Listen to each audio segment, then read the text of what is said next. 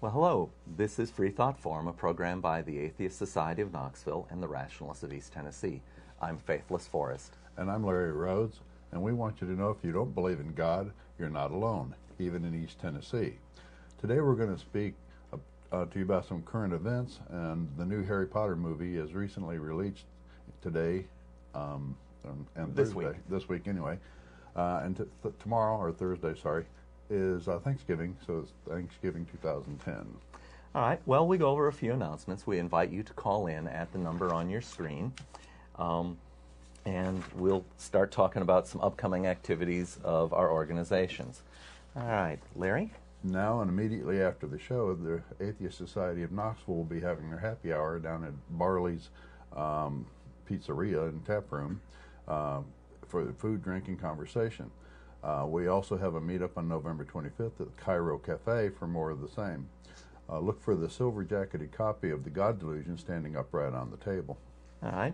And the Rationalists of East Tennessee have several activities. November 28th is a Reflections dinner party. The subject will be immigration. In December, we have a guest speaker, Dr. Joseph Williams, and he'll be speaking about the evolutionary history of flowers. You can visit our website for more details on the times and location. And hard to see those websites, but it's knoxvilleatheist.org and therationalists.org, or rationalist.org. You can also see this show streaming live on ctvknox.org. You can see it up there on the upper left-hand side, upper right-hand side of your screen. What you do is go to the main page there, just scroll down another whole screen or so, and you'll see a purple window. And in that window, if you'll just give it a little time for the streaming to start, you can watch the show there live every Tuesday at 5:30. All right. Well, today's program is about Harry Potter and Thanksgiving, both timely topics or current events. So we kind of tie that in by saying, well, last week we spoke about Jesus and the historicity or historicity of Jesus. Was he a real person? Do we really think that God came to earth, put on flesh, and walked amongst us? Well, as atheists, we really don't believe that. I don't believe that. And we don't believe in any of the other gods, like the Egyptian goddess Ma'at, for instance. Although I must say I like her because she's the personification of justice. We could use more justice in the world. We don't believe that Zeus or Thor are real either. We don't believe in angels, demons, and ghosts. Angels and demons are things that are kind of out of the Judeo-Christian tradition, as is Jehovah. That's the name for their deity. But or Satan, for that matter. Or Satan. I use devil as the word. Demon. Okay. So what do we do? What do we believe? Excuse me. We also don't believe that there are witches or people who, as the Bible says, keep company with familiar spirits. I think that's the indeed term. any supernatural being. All right. But the movie Harry Potter is coming out, and there we meet the characters of Harry Potter and his friends Hermione Granger and Ron Weasley. They're works of human imagination, of course, and they're delightfully played by actors and actresses with help of special effects. Well, why do we have to have special effects? Well, it's because magic isn't real. And it's the same with the Bible. Look at the movie Ten Commandments. Yes, Mill. let's look at the movie Ten Commandments. Human imagination. Yeah, I watched that movie when I was young. I did too. And really well done. I was intrigued by learning how they did the special effects on that, of course, because it has to be special effects. Right, because miracles don't really work. The parting of the Red Sea was done with, I believe it's Jell-O. Is that right? Yes. I'm not quite sure how they've done it. I've not had a chance to see that movie since I learned the assertion that it was done with Jell-O. One thing about that is at the end of the movie, when Moses tells his people to go and be free and declare freedom throughout the land, if you read the Bible in the same area of the Bible, he's actually going to say, go take your lands away from the people who are living there and kill them all. Well, in fact, I believe the next book of the Bible is it Joshua? And he immediately then proceeds to go and commit genocide and ethnic cleansing Right. throughout what is now called the Holy Land. All right. But most people take away the good message from the movie because they never read the Bible to find out about it. This is Atheist telling you to read your Bible. That's right. The first 5 books of the Bible are often referred to as the books of Moses, or The Pentateuch. the Pentateuch, yes. And goodness, it's pretty hard to read those things without turning off your moral sense. Or if you do read them, you'll find places there to outrage you. If you do read them, after you read them, if you do go through them and get through them and read them, all right, pick up the essay by John Ingersoll? Robert Ingersoll, called Some Mistakes of Moses. And he goes into great depth about some of the things that are just plain crazy, wrong, contradictions, or whatever from the first 5 books. It's excellent reading, and it sure brings those things to light. Well, he summarizes where there's things that are incompatible with science. And when we say science, we're even talking about the science of the 19th century. As well as he challenges the immorality of many of the things there. We'd like to encourage people to call in and tell us about perhaps your experience with Harry Potter and the books. I know that many young people have been motivated to learn to read because of Harry Potter. The characters are engaging, and the use of language is very picturesque. Yes, very compelling, I was going to say. Yeah. For me, when I was growing up, it was Tarzan and Edgar Rice Burroughs books. But this serves the same purpose, and I'd say that the stories are even better, although I don't want to downplay Edgar Rice Burroughs. Okay, well, for me, an important book that shaped my reading ability was the Lord of the Rings book by J.R.R. Tolkien. Really? Prior to reading that book, probably the biggest book I'd ever read wouldn't have been half an inch from cover to cover. And by the time you finished Lord of the Rings, you've learned an awful lot about English language and the history. Tarzan, one more word about it is that what's very nice about it is there's not a single piece of magic in it. So you could have great adventures without ever bringing it up. I hadn't thought about that. Okay. I guess we've got a call. We have a call. Hold on, please. All right. Hello, you're on Freethought Forum. Hello? Hello. Who is this? This is Casey from Seattle. Casey, thanks for calling back. I'm sorry about the short shrift we gave you last week. No need to apologize. No need to apologize. I actually you were talking about Harry Potter, and I wanted to tell you a great story about my older brother, who's a ex-Marine, born-again Christian.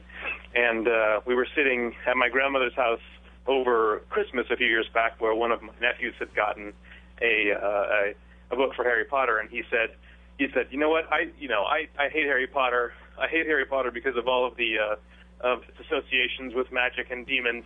And he said, but I do find myself that I love J.R.R. Tolkien and all of the Lord of the Rings trilogy. What does that make me? And I said to him, well, it starts with an H and ends with hypocrite. Hypocrite, yeah. Yeah. So the thing about it is, even if you love the Bible, Harry Potter is just one of these culture points that they just have to find. The reactionary right has to find something to latch onto to be in opposition to, because the old boogeyman's like heavy metal and Marilyn Manson or whatever boogeyman of the day has just gone by already. Right. So Casey, had he actually read Harry Potter, or had he just heard that it's got the words witches and or warlocks in it? And I've read probably maybe 5 out of the 7 books, and your brother-in-law. Yeah. Probably not. Okay. I mean, he was probably told people by who his usually religious criticize leader. things, I even find myself doing this, rarely actually read, watch, or expose themselves to the things they're criticizing. So, no, I honestly don't think he has. Yeah. Wouldn't he call the Bible a book of magic and spells and demonology and all that too? Well, I hate to pick on him all that much, but I remember I was at his house and he was trying to explain to me about the biblical gifts of the biblical gifts of prophecy and the biblical gifts of prophecy and interpretation. I'm not sure what they're called formally. I don't think these words are actually in the Bible, but essentially, his understanding about Revelation and other books that have predictions about what happened is that some people are given by God the gift of prophecy, which allows them to glean what's going to happen in the future. And then other people have the gift of God of interpretation, and I suppose those are the people that like can talk to these people and write it down. And my only response was this really sounds like, you know, Dungeons and Dragons is what it sounds like. God put a spell on them. Hey, what right. do you need? Yeah. It doesn't sound at all like kind of an ancient Jewish mystic Bronze Age conception. It sounds more like the way people rationalize themselves when they make characters in a fantasy world and fight orcs and goblins. Well, ask him next time if he didn't think that prayer is just another form of witchcraft, because you're using words generally in a chant of some kind to invoke a supernatural being to do your bidding for you in this world, which is the definition of witchcraft. You know, I always poke fun at the people who want to pray for something, and it's an old analogy of if one football team prays to God to let them win, and the other football team prays to God to let them win, how does God determine which one of them is going to win? You know, like that's the typical position to put the man in. Really? Yeah. So Casey, I won't take up more of your time, guys. Thanks, Forrest and Larry, for taking my call. Please stay a little longer. We have a question for you. Yeah. Oh, shoot. So I was about to say, I was raised non-theist. I'm a physicist by education, and I strongly support, you know, people learning about science and how the world around us works. Sure. Can you briefly summarize maybe your background for us? Oh, I've always been an atheist, or at least a deep skeptic about all things religious. But my parents were Pentecostalists, and we were raised in Oregon. And, you know, so I went to churches where people spoke in tongues and did all sorts of things for which I thought it was entirely crazy. I don't have a fantastic curriculum vitae about what I do with skepticism. I'm just an IT guy, but as you may well know, we run a show up here in Seattle called Ask an Atheist, and so we try to use that much the same way like you do to corral our local atheist community into some fun stuff, because as you guys probably know, atheists are often the people in the corner who are forced to shut up and who don't normally have a lot of places they can come and speak their mind. Share camaraderie. Right. So we look for that same thing here, and then we try to use the show as a launching point to talk about not only things that are of interest to us, like separation of church and state, which we just finished an episode on Sunday, which you can watch on YouTube. Sure. But also, you know, I have interests like epistemology, the area of philosophy that deals with knowledge. So we just kind of use this as a means for us to be able to talk about issues that people might be interested in and that might be related. Right. So that's my outlet for my skepticism. Very good. Last week you asked a question. We didn't really have a chance to get to it, and I believe it was something about internal knowledge, or like if you experience something yourself, how can you convince someone else that it's true? Right. Well, I listened to your answer afterwards. Unfortunately, when you hang up the phone, didn't hear your answer. But your answer, Larry, was something on the order of, well, I don't have a belief in God, so that makes me an atheist. And the distinction, or at least the Robert Ingersoll distinction, and I think what most atheists today draw the distinction, is that Gnosticism and agnosticism go to knowledge, whether or not you know or think it can be known that a God exists. And theism and atheism go to belief. So your theism is not necessarily, actually both of them are not necessarily contingent upon one another. Right, they're not. You could be some combination of the two. So my question was really about someone who could be, let's just, like I said, I'm really hesitant for someone to say, well, everyone's atheist because, you know, God's unknowable. This is something that I hear atheists say an awful lot. And while to a large extent I think that has a sort of a practical truth to it, a practical truism to it, that because most people's conceptions of God are so lofty and maybe even self-contradictory, that it's really impossible for you to be able to say, oh yeah, I can totally know everything about this God. I can totally know